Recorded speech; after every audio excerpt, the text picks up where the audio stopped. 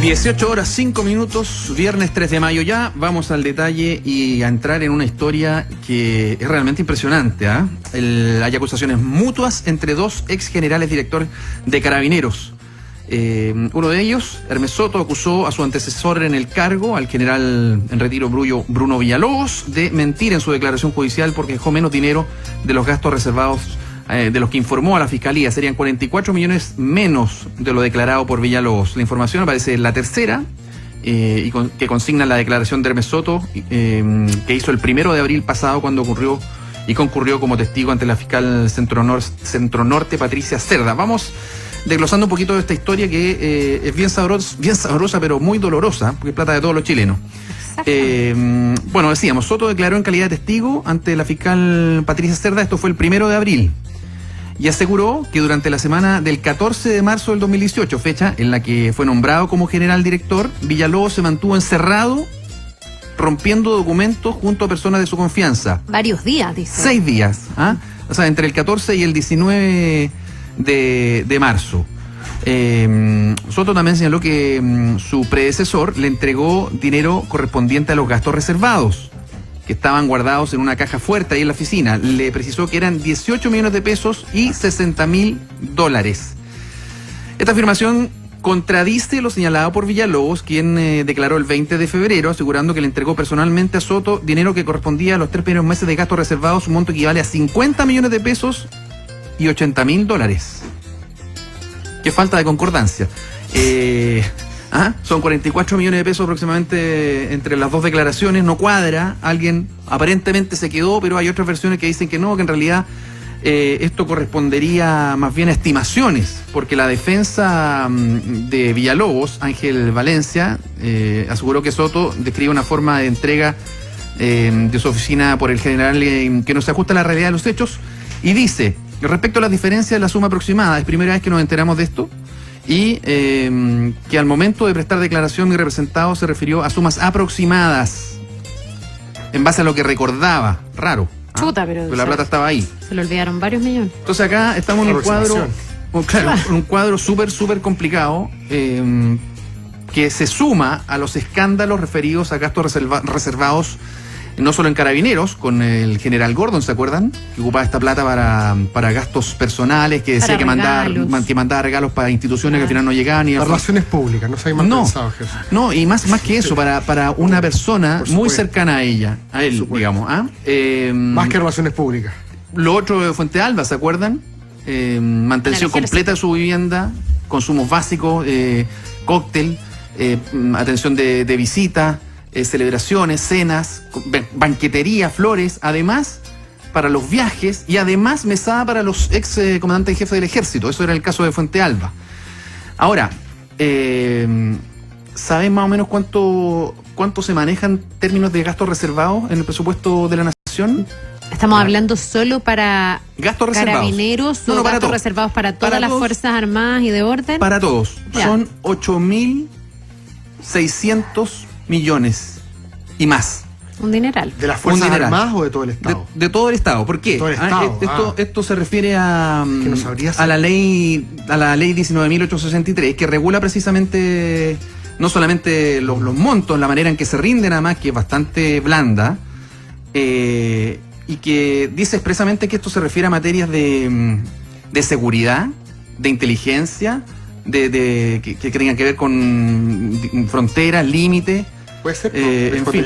Si para eso se usa, digamos. Llega Iron Maiden y cambia el presupuesto de seguridad en un momento a otro, quizás se ocupará para eso también, cuando vino el Papa. No, pero tiene que ver, entiendo tiene que ver con cosas más inteligencia. Supongamos que hay un informante que llega y dice: oye, ¿saben qué? Ahí tiene una información de un grupo terrorista, o estoy suponiendo, o de fabricación de bombas, pero tenemos que infiltrar gente. Hay que infiltrar gente. Y esa gente hay que mantener. ¿Ustedes por gastos reservados? Para eso se refiere. O sea, eso está establecido en la ley. Yo pensé que gasto reservado incluía todo lo que decía también Jesús, con protocolos, cosas así. Claro, no. Los gastos reservados están estipulados en esta ley que, insisto, es la 19.863, que es muy precisa respecto de en qué se puede gastar la plata. Es que estamos hablando de lo que dice la ley y estamos hablando de lo que pasa en la práctica. Claro. Porque una cosa es lo que dice la ley, otra cosa es lo que pasa en la práctica. Exacto, pero para que vean que es muy restringido el uso. Y por eso se producen estos malos entendidos, porque muchas veces se entiende que son gastos reservados para gastos de representación, por ejemplo. No, claro. No. Los gastos reservados de la nación se refieren a temas de inteligencia, de seguridad interior, de frontera. ¿Quiénes tienen gastos reservados? La Presidencia, el Ministerio del Interior, el Ministerio de Relaciones Exteriores, la Dirección de Frontera y Límites del Estado, el Ministerio de Defensa, la Subsecretaría de la Fuerza Armada, la Agencia Nacional de Inteligencia, la ANI, las 3 ramas de la Fuerza Armada y Carabineros, además de la PDI. Y acá nos encontramos con quienes tienen en sus manos mucho dinero al contado que lo han mal utilizado. Son comandantes en jefe de la Fuerza Armada, del Ejército en el caso Fuente Alba, y generales directores de Carabineros. Acá tenemos a 2 enfrentados porque hay 44 millones de pesos que no se sabe dónde están, y también el ex general Gordon. ¿Esto tiene una dimensión judicial? Por supuesto. Esto está siendo investigado. Por supuesto. Ya, o sea, todavía no sabemos si son corruptos. No lo sabemos aún. Todavía no, pero se está creando un romanzo criminales. Una novela, digamos, porque pero tiene un precedente, el precedente de Gordon. Eso sí se declaró. Yo compro completamente la tesis de que... ¿Qué pasa acá? Lo que Claudio Fuentes, ¿te acordás? Una vez nos hablaba acá de los márgenes de autonomía de Carabineros y de las Fuerzas Armadas en general. Sabemos que operaban con márgenes de autonomía gigantescos que otras instituciones quizás no tenían. Y en ese margen de autonomía se permitieron hacer cosas que ellos consideraban que era parte de un modus operandi habitual.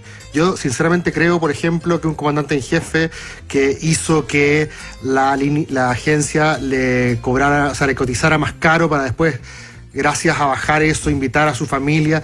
Yo creo que él sentía que como todos lo hacían, esto pareció al financiamiento de la política, él creía de que eso era parte del modus operandi habitual. No sé si me explico. Yo creo que ellos no veían la moralidad, ellos no veían como la inmoralidad del problema. Así lo han tratado de justificar. Cuando las culturas corporativas se encierran en sí mismas, yo tengo una visión distinta. Yo creo que tenían perfectamente conciencia de cuál es el problema, pero no le tomaban el peso. No, y lo seguían haciendo. No había ¿Es parecido a lo que estoy diciendo? Sí, es parecido, pero me refiero que no es ingenuidad. A eso voy. A eso voy. O sea, una autoridad de ese rango tiene perfectamente claro lo que está haciendo con esas plata y sabe perfectamente para lo que son. Otra cosa es que, claro, la costumbre, la cultura organizacional, o la cultura, digamos, en términos de los partidos políticos que existió en el financiamiento ilegal, llevaba a otra cosa, y que todos hacían vista gorda. Es como...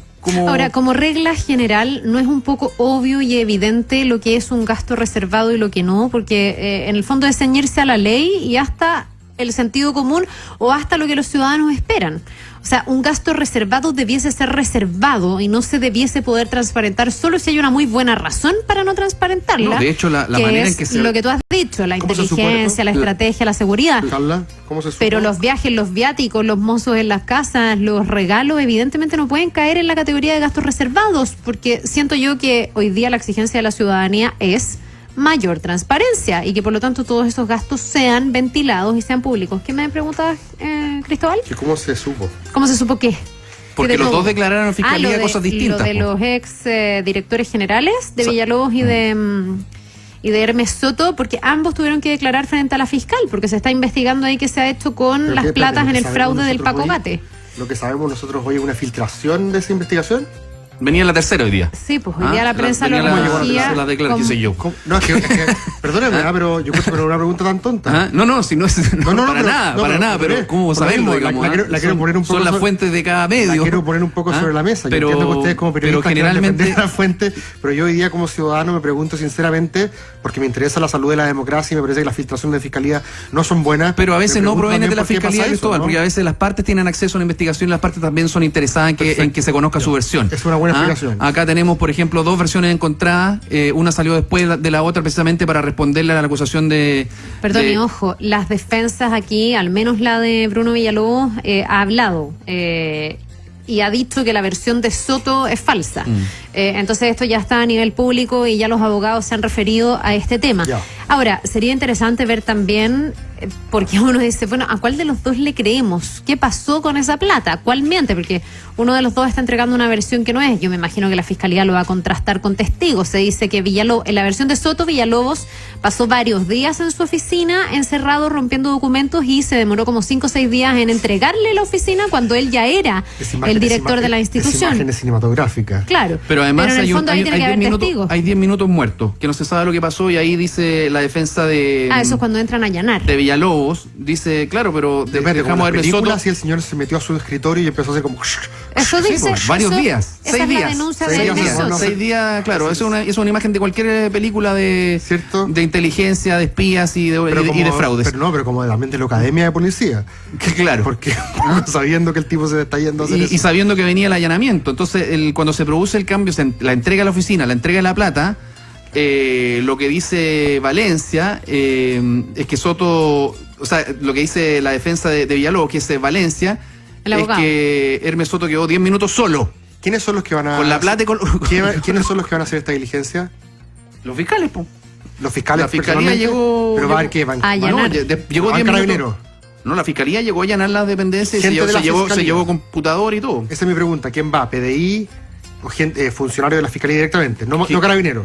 No, carabineros no. Carabineros. Generalmente No, los porque estaba fiscales pensando que quizá con como de la misma las oficial- fuerzas auxiliares. Claro, me imagino, para que sea más imparcial. No, porque cómo va a ir un subalterno del que está A eso siendo voy, allanado, porque no puede ser. Po. A eso voy. En No, todo caso, llegó personalmente la fiscal María José Aguayo. Ya. uno El tendría... caso Huracán. Y él se metió a la pieza caso Huracán. a romper cosas. Uno tendría que recordar también las historias que anteceden y que vienen marcando la salida de cada uno de ellos dos. Ambos finalmente dejan su mandato porque se los pide el presidente Sebastián Piñera. En el caso de Bruno Villalobos, después de como un historial y una cuenta sobregirada de razones para pedirle la renuncia, y en el gobierno anterior no se la pidieron. De hecho, se habló mucho de la protección de Michelle Bachelet hacia Bruno Villalobos. Un Bruno Villalobos que hoy día está implicado directamente en la operación Huracán, incluso con WhatsApp, que dan cuenta de cómo él mismo iba coordinando esto que era un completo y absoluto montaje. Hay una investigación de CIPER súper reveladora en este sentido. Además de que vemos que está implicado en estos temas financieros, y también se le cuestionó a él por otras razones, por su acción, por ejemplo, en el caso Cabal, si ocultó información o no la ocultó. Piñera se había notado un poroto al hacer esa O sea, remoción una de las rápidamente. primeras cosas, ustedes Sí. recordarán, que hizo Piñera, que fue como al otro Por eso día, Hermes Soto era fue el una lunes, esperanza. después de asumir, él asumió un domingo, como siempre ocurre el cambio de mando, o no sé si siempre, pero ese año ocurrió, y el lunes le estaba pidiendo la renuncia a Soto, que de hecho se la pide en el mismo, a Villalobos, que se la pide, o le dice vamos a hablar en el mismo cóctel el día del cambio de mando, porque ya Villalobos venía cuestionado hasta los tuétanos del alma. Por Y eso fue tan Villalobos, doloroso, Carla, además... por eso fue tan doloroso para el gobierno tener que entregar a Hermes Soto después, porque era una carta de y transparencia, renovación y y porque limpieza. Hermes supuestamente. Soto se veía como un hombre que venía haciendo carrera dentro de Carabineros, que provenía desde como el carabinero de la calle, con mucha ascendencia sobre su gente, y Hermes Soto, recordemos, termina cayendo por el caso Catrillanca,